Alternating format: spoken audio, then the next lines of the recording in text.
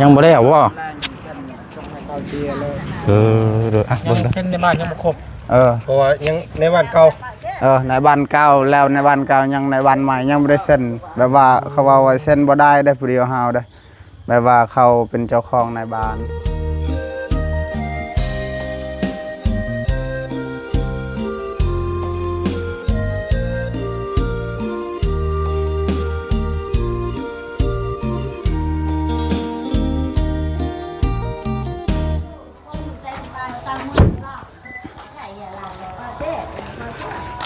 เนาะพอดีทางเบา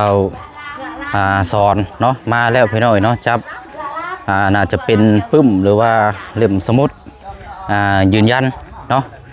เดี๋ยวเรามาเอาคำตอบน้ำกันพี่น้อยเนาะว่าจะเป็นแบบใดเนาะทักทายสบายดีและสวัสดีพ่อแม่พี่น้องเปิดสุขุสุขคนเด้อพี่น้องเนาะเอาเนาะสบายดียังได้เนาะยังแต่เซ็นอยู่ในบ้านนี่ไปแล้วในบ้านบ่อยู่เงินกับเกียร์นั่นยังบ่ได้เอาอยู่ ยังบ่ได้เอาบ่เด้ออ่ะเบิ่งเด้อ เส้นในบ้านยังบ่ครบเพราะว่ายังในบ้านเก่าในบ้านเก่าแล้วในบ้านเก่ายังในบ้านใหม่ยังบ่ได้เซ็นแบบว่าเขาว่าเซ็นบ่ได้ได้ผู้เดียวเฮาได้แบบว่าเขาเป็นเจ้าของในบ้านแบบว่าดูแลผู้ยังยืนให้บัดมือนั่นแท้เพราะว่าคนเฮานี่มันก็ต้องมีทั้งผู้นี่ได้เส้นให้แล้วก็ผู้ไม่เส้นให้อีกเนาะผู้หำห้องนะเนาะในบ้านพวกนี้มันอยู่ป่ะจ๊ะบ่ได้อยู่มันไปหายแล้วไปแต่เช้าฉันก็ตอนแรงเนาะตอนแรงนั่นเมื่อแต่พุ่นจึงชงเจียนี้ไปแต่เช้านี่เห็ดนี่ยังบ่แล้วบ่ได้กินฮอดข้าวช่ำไปจักนี่บ่ยังบ่ได้กิน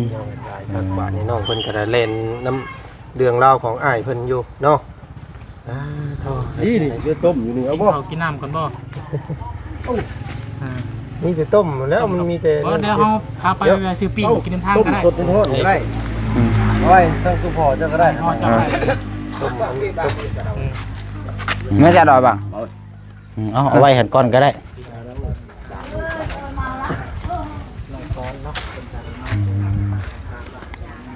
จะนับล่างบ้านทางเงินอย่างก็ยังบ่ทันได้มอบให้เราว่ายังเก็บไว้อยู่เนาะมอบบัตรเดียวเลยยังอยู่นี่หมดกับเงินที่เจ้าให้200,000ก็น่ะคือแม่ดงเงินเนี่ยก็มือนะแต่อย่าไปเอางานใช่ไม่เยอะไปเยอะจุไหนก็รู้ตรึบ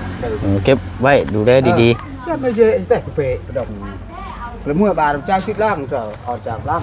ได้ต่อพอบาทใบได้ต่อก็เราไม่ทำเก็บไว้ก็ได้เนาะตึ้งปลาดีได้เนาะเก็บไว้ดีได้เบิ่งได้เนาะเป็นคำดำแก้วดอนเฉยนั่นเก็บน้ำในตู้แล้วพอ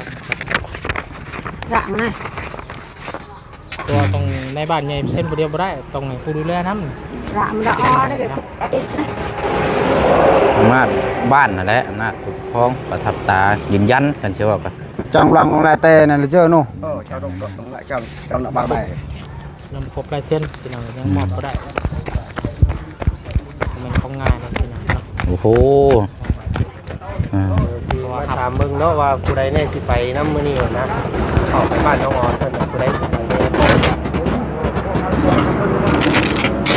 น้าบ้าวบ่มันน้องพ่อบ่น้องพ่อมาพี่พ่อมาพี่อันคิดว่าสิถามก่อนที่อันไปบ้านน้องเพิ่นมื้อนี้นั่นบ้านแสลนไปแน่สิไปน่ะเจ้ามีไผไปสิไปแน่ต้องคนนี่แหละถามกับอันบ่สอนเพิ่นนี้เดี๋ยวขอเนี่ยบ่เข้าชุดยังแป๊บนึงมันตาไปหมดก่อนมันก็มาสิยามันตาย้อนสิมากินบ่ไหวแล้วพี่น้องเอ้ยเนาะพอเฮาบ่ได้สูบยานะมันกินแห้งแดดน้อยครับพี่น้องเนาะหาได้สีน้องชายกันนะพี่น้องเล่นน้ำใหม่เนาะที่เป็นว่าตอนไปกับหาซื้อเขาเนี้ยเราปิ้งเขากินเป็นข้าวแล้วไม่ยังนั่นน่ะตูนันจ้าน้ำบ่จ้าดูนเชียวนาตา เป็นที่ของเพิ่นบ่ บ่ได้กินก็อิ่มแล้ว กินอิ่มแล้ว กินก็บ่อิ่ม เฮ็ดให้ได้เวียก อีหลีแม่ มันยากเนาะมันคิดเนาะ มันคิดมันลายคิด อันนี้แล้ว คือซุมเจ้าสิพากันไปนี่สิพากันไปเว้าแบบใดเนาะ เว้าให้อันมืออยู่ดี อ๋อไปเว้าให้ถึงให้ต้องกันให้กลับมา นั่น แต่ว่าไปมื้อนี้ก็ย่านน้องเพิ่นบ่อยากมาแล้วเนาะ แม่น เพราะว่าเรื่องมันยังบ่ทันได้แล้วเด้เรามั่นใจว่าภาคเรียบร้อยแล้วเราสิมาอยู่ อยู่ในนี่เนาะ เออ ผมคิดของชุมเฮาที่ว่าเป็นตัวแทนที่ช่วยเหลือครอบครัวของน้องเพิ่นนี่คือในระหว่างไกลเกลี่ยเนาะคือตอนนี้ก็ยังบ่แล้วซ้ำนะอยากให้มันแล้วในการไกลเกลี่ยแล้วก็ทีมระยะห่างจักประมาณ 2-3 มื้อ เดี๋ยวจังขึ้นไปบัวพันธุ์กับน้องเพิ่น เพิ่นมาถ้าน้องเพิ่นสิมาหั่นนะ เออ แต่ว่าทุกเจ้าอยากไปว่าโอ้ล้มก็ได้ แต่ว่าถ้าใช้เพิ่นมาตอนนี้อีกชุมเฮาคิดเลยว่าทั้งพ่อแม่พี่น้องเพิ่นเบิ่งก็ยังบ่อยากให้มาปานใดเนาะอยากให้ทีมระยะห่างประมาณสัก2-3 มื้อเนาะในระหว่างไกลเกลี่ยเรื่องว่าสิฟันธงว่าโอเคเขาไปบำบัดได้บ่หั่นนะหรือว่าจังใดประมาณนี้ ให้100% 100% ตำรวจตำยังเพิ่นรับเอาเรียบร้อยพุ่นแล้ว แต่เรื่องอยากให้มาน่ะทุกเฮาก็อยากให้มาอยู่เนาะเฮือนพี่น้องเนาะ นี่ล่ะ แม่นครับต้อง บ่เคยมาเจออันไหนมาโจดนำเขาบอกไปเนี่ยไหนจะเป็นไปอันใดเขาบอกบ่คิด ตัวมันยังบ่มั่นใจได้เนาะว่า เป็นอันใดไป มันยังบ่แล้วไปคุยไปเอาเรามาโดดจึงเชื่อ คือน้องออนเพิ่นก็ในใจเพิ่นก็ยังบ่มั่นใจอันนั้น แม่นนั่นแหละคุยกันนั่นแหละเว่าอบรมกัน ได้ป่ะไหนป่ะเคยได้เคย เพราะว่าซุมเจ้าบ่ไปก็ได้เนาะคำ เจ้า ว่า ไปก็ได้ เพราะว่าเฮามื้อนี้เฮาสิไปก็คือเฮามีข้าวของสิไปมอบให้เราข้าวสารอาหารแห้งอีหยังอันนั้น แล้วก็ชอบเชื่ออันไปได้นะครับเชื่ออันแล้วเดี๋ยวชักหน้าป่ะที่ ธรรมดานั่นก็ ถ้าว่าจะไปก็ไปนำกัน คำว่าอยากไปไปล้มก็ไปนำกันเฮาสิตามไปล้มเบิ่ง คือไปตามกูเชื่อไปเรื่องกูไปนี่cái bên này nó chưa là cọp nó ban này cái chú thế anh phải cần chiếc mò lụt đỏ đỏ ba cái mò thôi một cái mò đó tầm là tay không nhía อืม cái nàn vào ขึ้นอยู่กับน้องข้างออนเพิ่นได้เนาะออนเพิ่นสิว่าจังได๋ก็แล้วแต่เพิ่นเพราะว่าเรื่องนี้เฮาบังคับกันบ่ได้พี่น้อง ล้มกันวัดเจ้าล้มกันเบิ่งก็สิได้อยู่ดอกมื้อนี้กันเนาะน้องแม่นบ่มื้อแรงกันน่ะสิได้อยู่เนาะมื้อแรงเพราะว่าในบ้านผู้นี้บ่อยู่ต้องให้ไปบ้านผู้นี้เซ็นแล้วก็ให้ในบ้านผู้ นี่ นี้เซ็น ใช้งานแบบนี้ได้ใช้งานมันเขาให้เงินแหละมีแต่กินกับกินนี่แหละแล้วเลย นั่นแหละจังว่าพวกเฮามีหยังก็สิบ่ได้เอาให้เพิ่นมีแต่สิมอบให้ทางเจ้าพี่เด้อเป็นผู้ใหญ่เป็นผู้เบิ่ง มีแต่เจ้าได้รักๆก็ได้ เดี๋ยวทาง ทางน้องซ้อนนี่แหละ สอนเป็นเสาหลักและ ต้องพอนี่คือจะเห็นแล้วเนาะได้เห็นนี่แหละ โดย เนาะปีจะตามบันได ไม่แต่ว่ากันสิไปก็ไปแต่ว่าไปก็คือเว่าหั่นแหละมันยังบ่ทันได้ ย่านเพิ่นบ่มา เด็ดขาดจนหลายในย่านเราบ่มากันไปคุยมันก็บ่ได้มี เราญาติ หยังเลย เราอยากให้มั่นใจก่อน ว่าทางตำรวจรับเอาไปบำบัดครั้งแน่3 ปีแล้วเราจังสิมา ถ้าว่าทั้งญาติผู้ใหญ่เพิ่นบ่อยากไปก็ให้ทั้งน้องไปผู้เดียวก็ได้ ไปเบิ่งนำกันหรือว่าอยากไปก็ไปเนาะ บอกเขาไปกับผู้ใหญ่ ไปก็ไป เบา ไปนำกันไปเบิ่งนำกัน ๆเขาเบา ว่ากันเป็นนึงทุกคนแหละพี่น้องก็คือชุมเฮาว่านะเนาะมันมีความมั่นใจกว่านี้ก่อนพอชุมเฮาลงไปนี่ก็อีกประมาณ 3-4 มื้อก็ขึ้นมาอีกหันนะเนาะ ๆโดย มันก็บ่ได้ทิ่มมันได้ปะดอกเนาะ โดย จนมันแบบมันทั่วหมดแล้วเนาะไปซอยกัน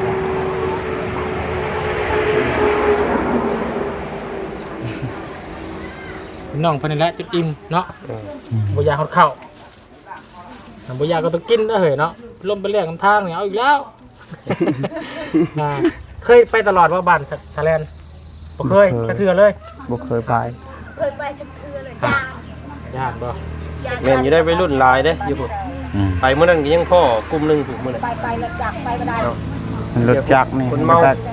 รถใหญ่บ่เป็นหยังดอกเป็นต้นไม้บ่เป็นหยังดอก อายุไปเมื่อนั้นก็บ่ได้มีหยังประมาณ30กว่าโลเกือบ40พุ่นละ ระยะ2ชั่วโมงเดิ แต่ น ว่า ทาง ทางมันยากๆแน่ ทางเก็บภูลงภู เล่นสะดวกสบายก็ประมาณ1ชั่วโมงก็ฮอด ภาษาเฮาจังได๋เฮามันสิ เพื่อเฮาไปซื้อเขา เจ้าลงกัน เวลาได้ เด้อลงกันว่าสิไปบ่อาจจะคน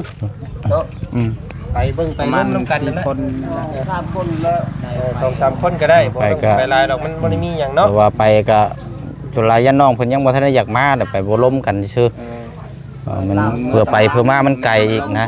ไปลมก่อนบัดสิมาตำหลังก็ได้ชุ่มดอกไม้ คน นะ บ ครั อบ กให้ไปมื้อนี้เด้อแล้วมื้อนี้ ไปเว้าความเว้าหยังกันเนาะโอเค เขาบอกแล้วมื้อนี้ ไปเว้ากัน เพราะว่าทั้งผู้ใหญ่ทั้งพุ่นก็เพิ่นก็อาจสิบ่ยอมคือกันเพราะว่า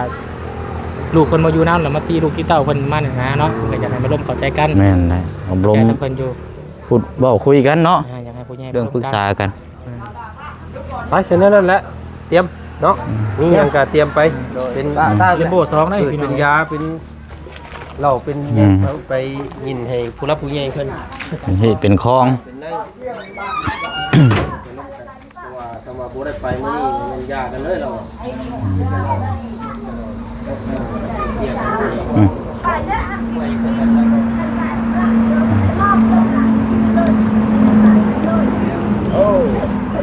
ดูหม้อดูหม้อเป็นไรแกะนี่ตาตาไป เนาะหน่อไม้เนาะอืม ไม่บอกมาไม่บางมื้อจะเอาไอ้เสียนว่าเราพอเข้ากินข้าวก่อนให้มันกินข้าวช้อนจ้าเอาไอ้ กินข้าวก่อนก็ได้ มันนี่นะช้อนไม่ได้กินข้าวช้อนโอ้ว่าคนจะให้ไปนำเนี่ยคนไม่ได้กินข้าว ตู้พ่อนี่บ่ แต่บัดนี้พัดอ้ายมีเขาไปนำคนไปแต่ไม่ได้กินข้าว คือบ่มีพี่น้องนั้นหมดแต่ไปเดียวชอนนี่กับอันนี้ พี่น้องเบิดแต่ซำนี้เนาะ อ๋อมันนี่ล่ะ nè là ăn pa nè ấy là pa nè như pa nè còn vậy rồi như pa chóไปเลยที่rồi เคย บ้านยิบเบาความเลย พร้อม เคย กัน อ่อนจู้ mua bàn là pa cái nè cái on chu là vậy nè đi nhậpเลย ไปเว้าความกันก่อนเนาะ แต่ ก็ ห้าม ลง ไป จั จั ก บ อัน มา มือจักไม่ได้มือนี่ gọi จะ là เบา on ก่อน chu rồi ไอ้เพิ่นมา อ่อนเพื่ออันจูเลย แต่อย่าบอกว่าแม่พ่อ ก็ เนี่ย ให้มือน้ำ อยากมาบ่หรือบ่อยากมาเดี๋ยวนั้นอยากถามเมียเพิ่นน่ะเห็น เนี่ยอาคารมาชอนนั่นคำนั่น โดย จับได้แล้วไปฝากได้แล้วเดี๋ยวจากเมื่อหรือบ่เพิ่นบ่อยากเมื่อก็อยากฟังเราว่าบ่อยากเมื่อก็แล้วแต่หรือจากเมื่อก็แล้วแต่ โดย อย่างนั้นนะ ถามมันก่อน ถามมันก่อน เว้าไปคุยกันหั่นแหล้วเนาะ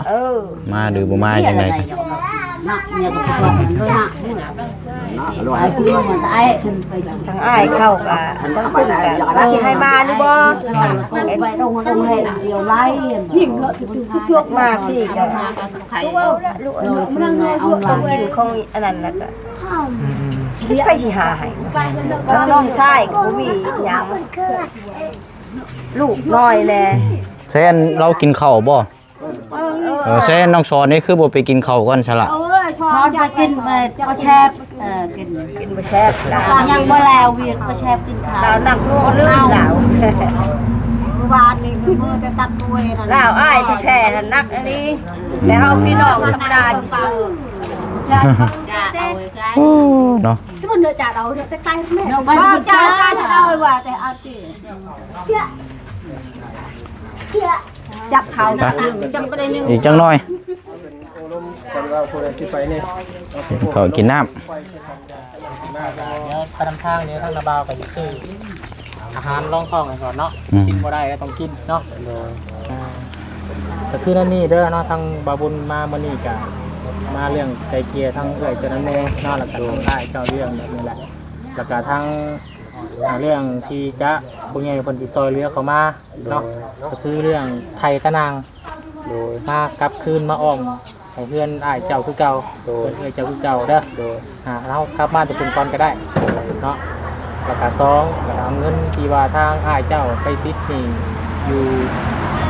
คาราวาสอยู่ในบ้านเท่าไหร่880เนาะ กับไก่ตัวหนึงไก่เรา ก็คือเป็นพิธีเนาะเป็นพิธีกายตัวหนึงเราทุกหนึงเอาเงิน800,000ไปมอบก่อนยอมประมาณนั้นเนาะอันนี้ก็ทางผู้ใหญ่เพิ่นก็ซอยเข้ามาแล้วได้ทั้งแม่ใจดีแม่ใจบุญเพิ่นเนาะฝากมาบอกเจ้ากี่อ้ายว่าสิลงกับพ่อเจ้าแหละมีแต่ว่าอ้ายเห็นเจ้าแหละที่สิเป็นผู้เรื่องแล้วก็สิได้เคลียร์ปัญหาตรงนี้ได้กว่าเนาะโอ้โหพอเจ้าแล้วก็สติสตังค์ไปแล้วเราเมาเนาะเราอยากแจ้งน้ำเจ้าแล้วก็แม่เพิ่นว่าตะนางเนาะใครมาแล้วแล้วก็ให้ทั้งหาทั้งเจ้าและออมคือเก่าโดยเฮ็ดคือเก่าหรือเราเคยเฮ็ดให้ออมไว้เพื่อนให้มันงามคือเก่าบ่ให้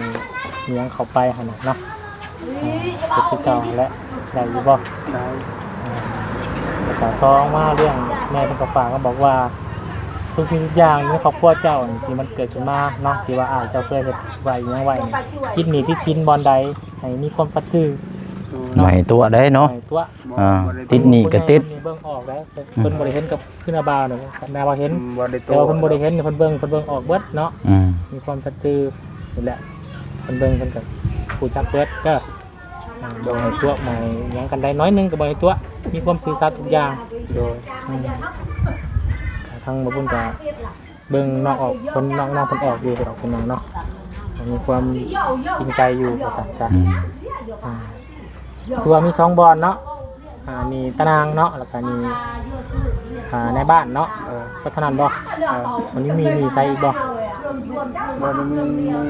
กับตัวที่เจ้าเว้าเมื่อวานนี่ว่า9 ล้านน่ะมันบวกกับตัวนั้นได้มันคือหยังซะล่ะ เงินเขาจับนั่น1.5 ล้านเห็นเขาอยากได้เงินค่าภาค7.5 ล้านตกเป็น9 ล้าน แล้วครบแล้วบ่ ฮะยังเฮาติดหนี้มันเฮาให้ก่อนแล้วล้านชีเฮาให้ก่อนค่ายตะนางก็ให้ก้อนบ่เฮาขายตะนางนะให้ก่อนตอนนั้นเขาอยากสิปล่อยเห็นเพิ่นโตเว้าได้ให้ครึ่งนึงเขาว่าเพิ่นก็เลยเอาตัวมันไปให้ก้อนแล้วก็คือกักตัวไว้หั่นน่ะเนาะก็ถือว่ามันเป็นหนี้แต่ตารางกับในบ้าน2บอ เขา น อยากได้1.5 ล้านเฮาให้ล้านชีแต่ว่าเฮาบ่มีเงินขอน้ำเพิ่นจะให้เนาะเยอะกำลังนี่ตัวให้7 ล้านนั่นยังไม่ได้ให้เขา อ๋อเท่าครับต่อที่ว่าล้านซี่นี่ยังติดหนี้อยู่บ่ตัวนี้นะ ยังบ่ได้ติดบ่ เพราะว่าเอาเงินตาราง เอาเงินตาราง มีแต่เอามาจ่ายตารางพี่ที่ว่า2บอนนี่ทั้งคุณแม่ใจบุญเพิ่นที่เคยซื้อตารางให้เพิ่นซอยเนาะให้ทั้งตารางล้านนึงให้เจ้าล้านนึงแล้วก็ไปมอบให้แล้วแต่สิมอบเพิ่นได้แล้วก็ทำให้เพิ่นว่าฝากก็บอกว่าให้มอบเพิ่นเป็นล้านนึงเลยตอบแทนสิน้ำใจเพิ่นที่ว่าให้เฮาเงินสู่เรือเฮาที่ว่าเฮาบ่มีเนาะที่ว่าเอาจำไว้ก่อนเนาะแต่ว่าบ่ได้เงินเพิ่นตอนนั้นก็ประเทศจังได๋หั่นน่ะเนาะมีแต่ว่าเอาเงินล้านนึงเพิ่นเลย